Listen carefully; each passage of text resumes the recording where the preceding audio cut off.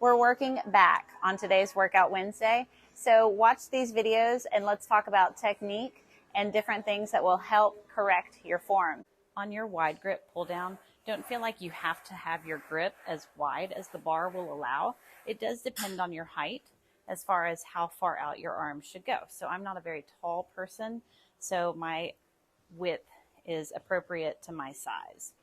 The weight needs to be something that allows for a good squeeze in the bottom of the motion, and then you can really control the tempo. So I'm not getting jerked around by the weight. I'm not having to use my own body weight to move it, but just very controlled and a good squeeze. On your cable row, make sure again you choose a weight that allows for a good squeeze through the shoulder blades and control. I don't want to see you rowing with the body, and I don't want to see you lean too far forward, but rather imagine that you have a cable attached to the top of your head, pulling you up tall.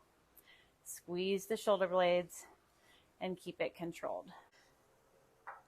The straight arm pull down is one of my favorite upper body exercises because it's really working a lot of muscles at one time. I like to use a long rope, so at the bottom of the motion I can press out to get a little bit of extra tricep activation.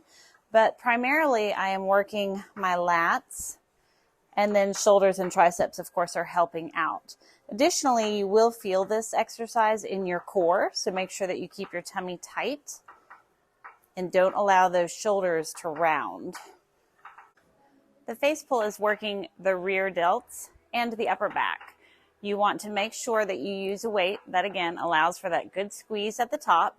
I also like to lower my cable to where it is waist high or maybe a little lower, so that not only am I pulling this weight toward me, but also pulling up. And so again, just working all of those different angles to make sure that we get complete strength through the upper back. On a dumbbell row and drag, you're setting up in plank, but notice that my feet are wider than they would normally be. I'm reaching across, dragging, and rowing. Set it down.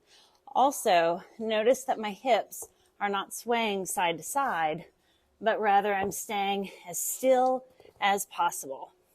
Here I'm working my core for stability, back, and shoulders. For this particular workout, I'd recommend 4 sets of each exercise.